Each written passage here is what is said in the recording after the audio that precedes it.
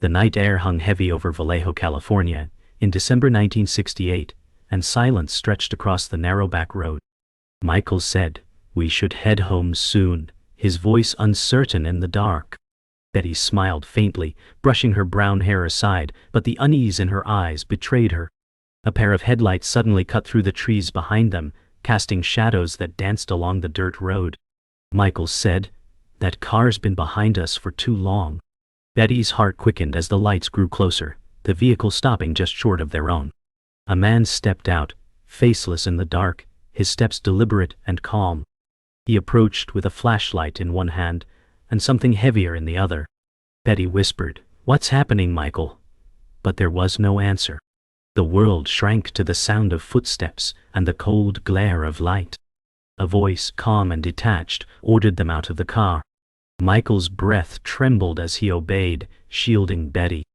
The gun glistened beneath the flashlight beam, and time froze as fate closed in. The news spread like wildfire across Vallejo the next morning, and the words "double homicide" echoed in hushed conversations. Detective Frank Miller said, "We're dealing with something brutal, calculated." The crime scene photographs revealed a chaos of blood and fear frozen in time. The townspeople whispered theories, each more chilling than the last. Betty's parents clutched her photograph with trembling hands, while Michael's brother stared blankly at the police tape. The press pressed for answers, but the silence from law enforcement only deepened the dread. At the precinct, Frank leaned over the map of Northern California, his fingers tracing the lonely stretch of road where it had happened. He muttered, "This is no random act." For the first time, the city felt less like home and more like a hunting ground. The silence broke days later with a letter delivered to the San Francisco Examiner. The words were jagged, scrawled with menace, taunting the police for their failures. Frank read aloud, "This is the Zodiac speaking." The room froze at the chilling declaration. Reporters swarmed the newsroom, flashing bulbs capturing every shocked face. The seeker of truth, Robert Hayes, investigative journalist, leaned in, eyes wide. He whispered, "This isn't a confession, it's a game." Fear seeped through the newsroom, the sound of typewriters drowned by speculation. Each word of the letter dripped arrogance, challenging the world to decode it. Robert's obsession sparked to life, fueled by the promise of secrets buried in ink and cipher. As the letter spread across the city, Robert began piecing together fragments, his apartment floor littered with notes and news clippings. He muttered, "Every symbol, every line. It means something." His mind sharpened with obsession, sleepless nights etched into his face. His friend and reluctant ally, Sarah Collins, a librarian, said, "Robert, you're scaring me. You need rest." He replied, "I can't rest, not when he's out there mocking us." The dim lamplight flickered, shadows crawling across the walls. Sarah's concern deepened, her hands clutching a teacup she never drank from. The cipher loomed on the desk like a puzzle waiting to be cracked, each curve of ink holding the weight of terror. Public panic escalated when the letter was printed in the newspapers, alongside the killer's cryptic ciphers. Crowds gathered at newsstands, clutching papers with trembling hands. A man in the crowd shouted, "This monster is daring us all." Mothers pulled children closer, men whispered about carrying weapons. In the newsroom, Robert stared at the bold print. "This is the Zodiac speaking." His obsession deepened as he said, "He's not just writing letters, he's shaping fear into a weapon." Frank muttered, "If we fail to stop him, there will be more." The weight of helplessness hung in the air, but for Robert, the fear transformed into fuel for his search for truth. The newspapers screamed with bold letters, printing the Zodiac as taunts for all to see. Crowds gathered at newsstands, their faces tense, the fear spreading like smoke in the air. Robert whispered to himself, "He wants us to solve this, but why?" At the precinct, Frank slammed his fist on the table, shouting, "We've just handed him the stage." Sarah sat quietly in Robert's cluttered apartment later that evening, flipping through the paper with unease. She said, "This isn't news anymore, Robert. This is terror." Robert scribbled notes furiously, eyes gleaming with obsession. The cipher covered his wall, taped like a holy script, and he muttered, It's a puzzle, and puzzles can be solved. The night stretched long, the city holding its breath under the weight of unsolved mystery. The morning sun offered no comfort, as police officers huddled around copies of the letter. Frank said, "This isn't a man looking for money. He wants recognition." His colleague muttered, "He's mocking us." In the corner of the room, Robert leaned against the wall, observing with sharp eyes. His notebook rested in his hand, filled with symbols and guesses. A young officer whispered, "This is madness. We're letting him control the city." Frank replied grimly, "Until we stop him, fear is his weapon." Outside, reporters shouted questions, their cameras flashing endlessly. Inside, Robert thought, the deeper the world sinks into panic, the stronger his game becomes. As the panic spread, whispers reached Robert of a man in power discouraging further digging. Late at night, in a smoky bar, he met Professor Alan Richards, calm and deliberate. Alan said, "Some secrets aren't meant to be revealed, Robert." His voice was steady, eyes glinting under dim light. Robert leaned forward, anger flickering. "So you'd rather let him win?" Alan smirked, swirling his drink. "Sometimes control is better than chaos." Robert sensed a wall, a force determined to bury the truth. The words hung heavy, the air thick with cigarette smoke and distrust. In that moment, Robert knew there were people working against him, not just the killer. A week later, terror deepened when the police received a chilling phone call. A distorted voice on the line said, "This is the Zodiac speaking." Dispatches froze, hearts racing. The caller laughed coldly before hanging up. Frank slammed the receiver down, muttering, "He's toying with us."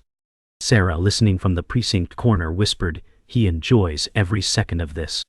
Robert's face tightened as he scribbled in his notebook. He doesn't just want fear, he wants ownership of it. Outside, the city buzzed with rumors. Some believed the killer could be anywhere, even next door. Fear was no longer a shadow. It was everywhere, unavoidable. The city shifted into paranoia. Parents pulled children off streets early, shopkeepers locked doors at dusk. At a crowded community hall, officials urged calm, but the whispers drowned them out. A man shouted, "The police can't protect us." The crowd erupted in panic and frustration. Frank stood firm, raising his voice, "We will stop him, but we need you to stay vigilant." Robert watched from the back, scribbling furiously, noting the fear etched in every face. Sarah clutched his arm, whispering, "This city is unraveling." Robert replied coldly, "That's exactly what he wants." The Zodiac had turned not just into a killer, but into a phantom that haunted every waking moment. The nights grew longer, as Robert's walls filled with symbols, arrows, and theories. Sarah entered his apartment, her arms full of old crime reference books. She said, "I thought these might help you." Robert looked up, eyes dark with exhaustion, and replied, "Every piece matters, even if it feels random." Sarah opened one of the books, tracing her finger along a section about coded languages. "What if he's using patterns no one else considers?" she asked softly. Robert muttered, "He wants to be seen as smarter than everyone else." The lamplight flickered, shadows stretching like twisted letters across the walls. Sarah sat, the sound of paper crackling as she set down her research. For the first time, Robert realized she was no longer just worried. She was helping him, drawn into the storm. The investigation shifted when police identified a man spotted near one of the murder sites. Frank slammed the file down and said, "Arthur Leigh Allen, that's the name." Robert leaned forward, heart racing. Sarah whispered, "Do you think it could really be him?" Frank scowled. "He's suspicious, but suspicion isn't proof." Robert muttered, "Then we find proof." The file contained strange coincidences, dark clothing, a watch marked with the Zodiac symbol, and neighbors whispering of odd behavior. The room hummed with tension as Frank reminded them, "The law demands evidence, not guesses." Robert clenched his fists. The line between truth and obsession blurred further, and the name Allen carved itself into his restless mind. Days later, Robert met Alan Richards again at the university library, the professor calm but distant. Alan said, "You're wasting your time, Robert. The truth doesn't matter if no one wants it. Robert's voice cut sharply. I want it, and I'll find it. Alan adjusted his glasses, smiling faintly. Sometimes chasing shadows leads only to madness. Robert's hands trembled as he clutched the cipher. He realized Alan wasn't helping, he was pushing him away. The conversation ended with Alan muttering, "Not all answers are meant to be uncovered." The words echoed in Robert's mind as he walked into the cold night, suspicion growing that Alan was not an ally at all. Another letter arrived at the San Francisco Chronicle, mocking the city once again. Reporters scrambled, their voices rising as the editor read aloud, "By the time you crack this code, I will have killed again." Frank's jaw tightened. He's playing with us. Robert stood silently, eyes fixed on the lines, scribbling symbols into his notebook. Sarah whispered, "It's not just words, it's a message hidden in the arrogance." The newsroom pulsed with energy, typewriters clattering, cameras flashing, the chaos overwhelming. Yet Robert stood still, lost in the patterns, his mind drowning in the Zodiac's twisted game.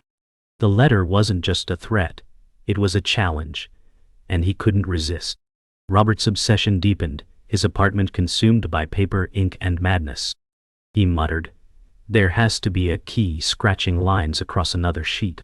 Sarah knocked softly, saying, "Robert, you need sleep." He waved her off, eyes bloodshot, whispering, "Sleep is for those who stop searching." Outside, sirens wailed faintly, a reminder that the city was bleeding while he remained locked in symbols. The phone rang suddenly, startling him. A distorted voice whispered, "You'll never find me." Robert froze, heart pounding, while Sarah's face drained of color. The line went dead, leaving only silence and dread. Robert whispered, "He knows I'm chasing him." The walls closed in tighter, and obsession became his only air. The past collided with the present when Robert visited the grieving sister of one of the Zodiac's victims. Her name was Laura Bennett, and her eyes carried years of silent suffering. Laura whispered, "I can't forget the night they told me he was gone." Robert sat across from her, the worn photograph of her brother between them on the table. His voice softened, "Your story matters, it connects to the truth." Laura looked away, her voice trembling. "What good is the truth when it cannot bring him back?"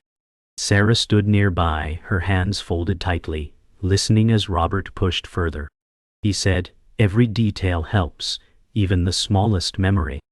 Tears welled in Laura's eyes as she admitted, he feared someone was watching him weeks before. The room grew heavier, grief and mystery intertwining, binding Robert's obsession tighter. The case shifted again when police interviewed a survivor who had barely escaped. His voice shook as he recounted the night. "He had a flashlight. He aimed it at my face," the man said, sweat forming at his temples. Frank leaned closer, his tone steady. "Did you see his face?" The survivor shook his head, just the outline, and his voice calm, too calm. Robert sat at the edge of the room, scribbling every word into his notebook. Sarah whispered, "It's like he wants them to remember fear, not features." The testimony left the officers pale, the sense of dread deepening. Frank muttered, "He's hunting for the thrill, not the victims." Silence consumed the room, the survivor trembling under its weight. Robert's obsession began to cost him pieces of himself. In his apartment, cigarette smoke curled into the air as he stared at endless rows of ciphers. Sarah placed her hand gently on his shoulder, whispering, "You're slipping away, Robert." He didn't respond, eyes bloodshot and unblinking, muttering symbols under his breath.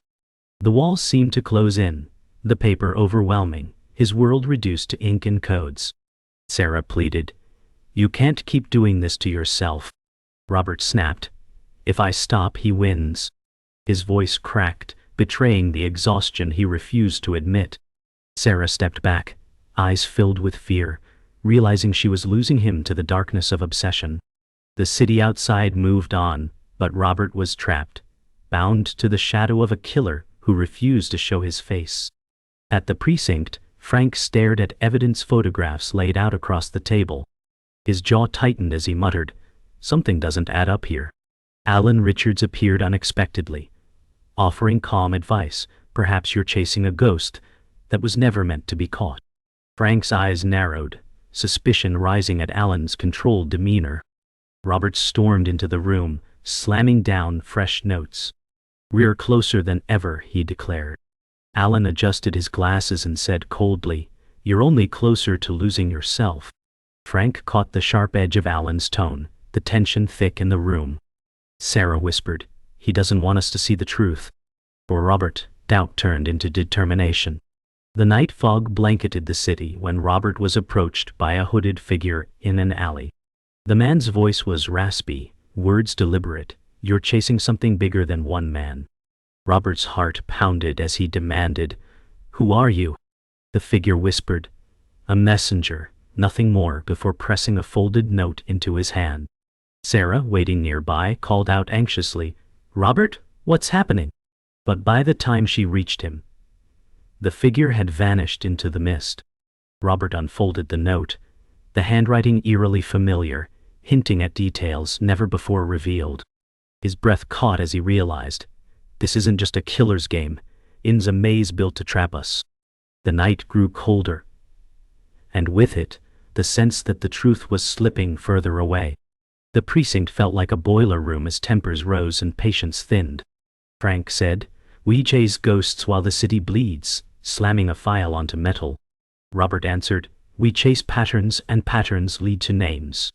An officer muttered, "Your theories cost us time," and the room went quiet. Sarah stepped between them and said, "We need focus, not a fistfight." Frank rubbed his brow and murmured, "Focus needs proof, not chalk lines on maps." Robert pointed to a board dotted with dates. "He cycles through weekends and holidays." Captain scoffed, "That schedule is coincidence," and ended the briefing with a glare. In the hallway, Sarah said, "You're burning bridges you will need." Robert whispered, "Bridges slow you down when the house is on fire." Frank watched from the doorway and said, "Bring me something I can hold in court." The case had become a war of beliefs, and belief was tearing the team apart. By morning, a rumor spread that key documents were missing from evidence. Frank growled, "Chain of custody does not lose itself." Robert scanned an empty folder and said, "Someone wants us blind." Sarah whispered, "Then they're inside the room with us." Alan appeared at the doorway, smooth and unruffled, and said, "Perhaps the documents were misfiled." Robert stepped closer, "Or buried." Alan smiled thinly, "Paranoia makes poor scholarship." Frank cut in enough sparring, "We audit every box." Sarah noted a clipped timestamp and murmured, "This gap wasn't here yesterday." Robert said, "He's not just a killer, he's a system of silence." The room felt colder as trust leaked out like air from a tire. Somewhere a clock ticked, and the sound mocked them. The paper ran a blistering column questioning Robert's ethics and methods. He read it twice, then said, "They used my notes." Sarah asked who had access. A familiar perfume drifted in before a knock sounded. Emily Ward stood in the hall, voice brittle, "I tried to protect you." Robert replied, "By leaking drafts to discredit me." Emily said, "Alan promised it would keep you safe from yourself." The words landed like ash on a cold hearth. Sarah stepped forward. "You handed him the match." Emily's eyes glistened. "I was scared you'd fall off the edge." Robert said, "You pushed me there." Silence burned where trust once lived. In that emptiness, the hunt felt lonelier than ever. Laura called at dusk, her voice shaking as she said, "Someone broke into my home." Robert answered, "We're coming now." They found drawers yanked open, and a single note pinned to a frame. The message read, "Grief is a door I can open again." Sarah said, "He wants to poison memory, not just bodies." Laura clutched her brother's photo and whispered, "He keeps taking what little I have left." Frank arrived and said, "We treat this as targeted intimidation."